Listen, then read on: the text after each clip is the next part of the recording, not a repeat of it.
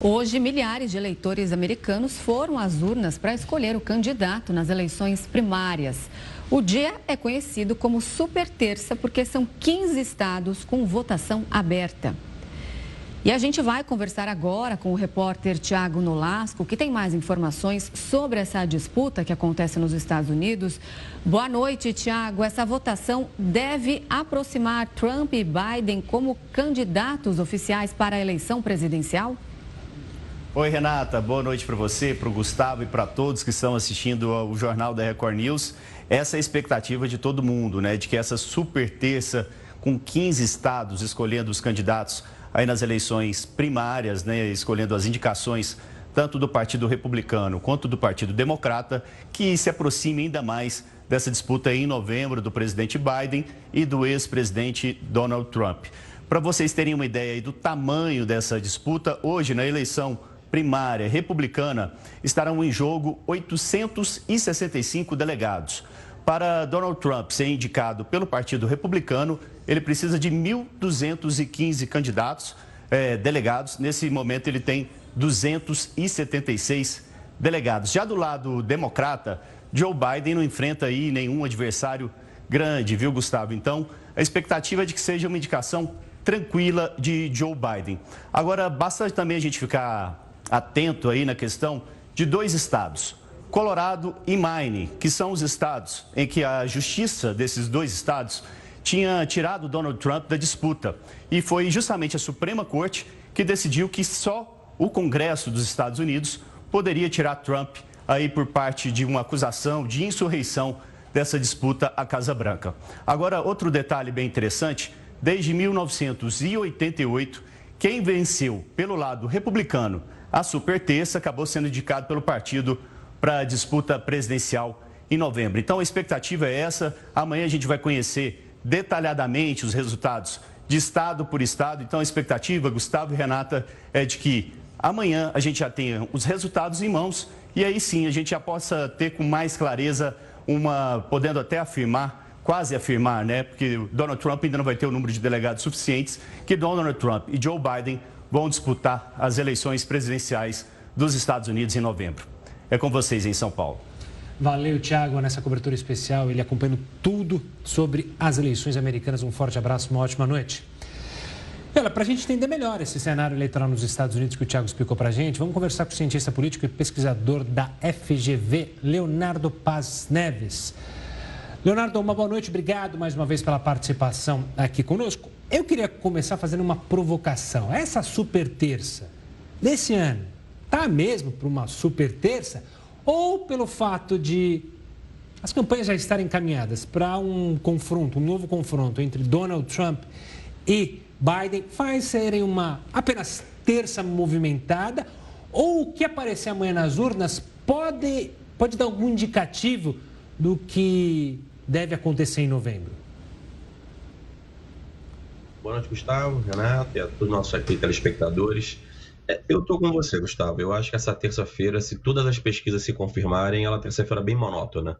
A gente já sabe mais ou menos que o Trump está muito na frente de quase todos os estados, com raríssimas exceções, como foi o caso do Distrito Federal, onde a Nikki Haley ganhou.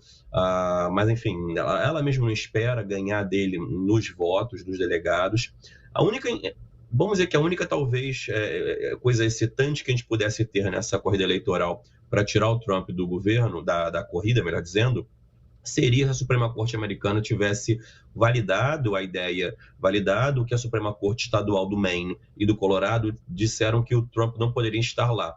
Se a Suprema Corte americana, do federal, tivesse validado essa ideia, eles estariam dando um indicativo de que eles reconheciam que o Trump, de fato, tinha incorrido em crime de insurgência. Aí você poderia ter uma avalanche de estados tentando também tirar o Trump das urnas. Como a Suprema Corte basicamente falou que não entrou no mérito se o Trump incorreu ou não em insurgência, e simplesmente falou que os estados não podem decidir sobre uma eleição federal nesse contexto, o Congresso americano tem que fazer isso, ficou o caminho aberto para o Trump e a Nikki Haley só estava ali realmente esperando. Se o Trump cai, eu estou aqui ainda. Mas isso aparentemente não vai acontecer.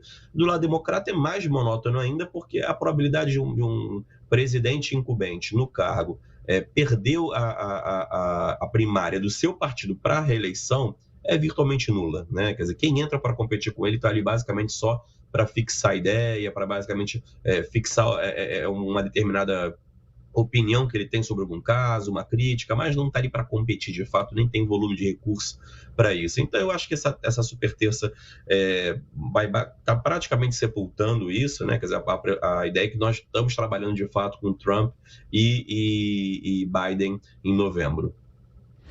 Leonardo, eu já vi alguns especialistas dizendo que muitos desses estados que estão participando hoje dessa superterça têm um perfil mais moderado, de eleitores que seriam mais próximos, atendendo mais ali às características de Nikki Haley. Não há espaço, na sua visão, para algum tipo de surpresa? Eu acho que não, porque assim, de novo, talvez ela consiga uma votação representativa no estado, mas a ponto de ganhar é muito difícil. Ela perdeu no seu próprio estado, ela foi governadora. Ela só conseguiu ganhar agora em D.C., né, na capital federal, que é um lugar que o Trump nunca ganhou. Ele teve 16% lá quando ele foi presidente. Então, assim, muito baixa a votação dele. Talvez ela consiga um outro desses estados, né, imagino eu. Mas que ela vai conseguir reverter isso, a probabilidade é muito, pelo menos segundo as pesquisas que a gente tem acompanhado, todas elas dão o Trump de muita distância. Então eu acho que a probabilidade dela conseguir virar esse jogo é muito difícil. Vai ser para mim um prêmio de honra se ela conseguir ganhar um percentual bom, não para ganhar, mas um percentual bom dos votantes.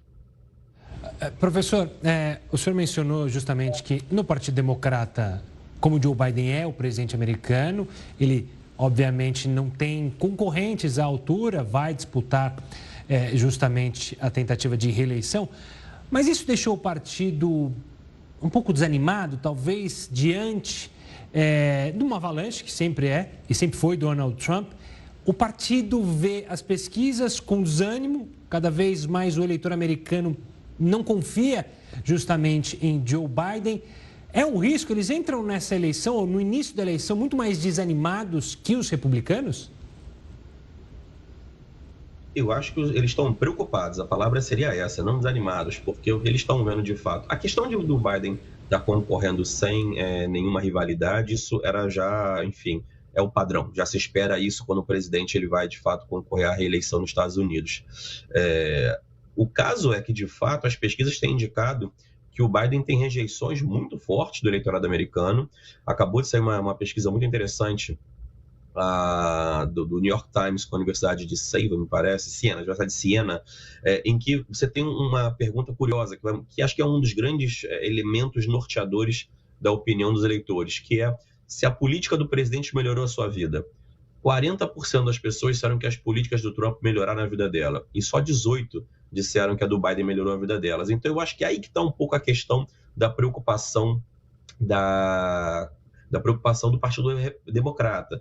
Ver que o Biden, por mais que esteja reduzindo a inflação, por mais que a economia esteja começando a retomar um pouco a força e mantendo níveis de emprego altíssimos, né? Quer dizer, níveis super baixos de desemprego, quase que recordes históricos, mesmo assim, as pessoas têm a percepção de que o Trump é mais forte na economia do que ele.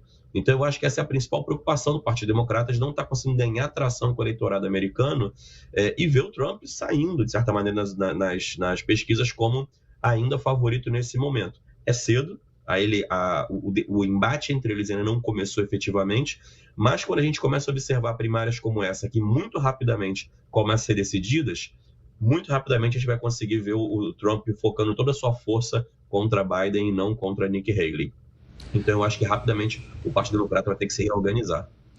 Professor, eu queria fazer uma pergunta relacionada não diretamente aos dois partidos, mas algo que, em algum momento, nesses últimos anos, cresceu nos Estados Unidos. Eu queria saber se de fato cresceu ou não, que é o movimento do nem-nem. Aqueles que nem gostam de Donald Trump e nem gostam de Joe Biden, não gostam desse bipartidarismo dos Estados Unidos. Isso de fato cresceu, ainda é muito pequeno ou abre uma possibilidade para se questionar, pelo menos, o formato das eleições americanas dentro, obviamente, dos Estados Unidos? Cresceu algo sim, eu não tenho um número global disso, mas eu sei, por exemplo, de um dado muito interessante que a gente tem conseguido perceber, é que em algumas das primárias, alguns estados, eles têm colocado a opção de não votar em nenhum dos candidatos, né? Quer dizer, eles falam de uncommitted, que não estou comprometido com nenhum candidato.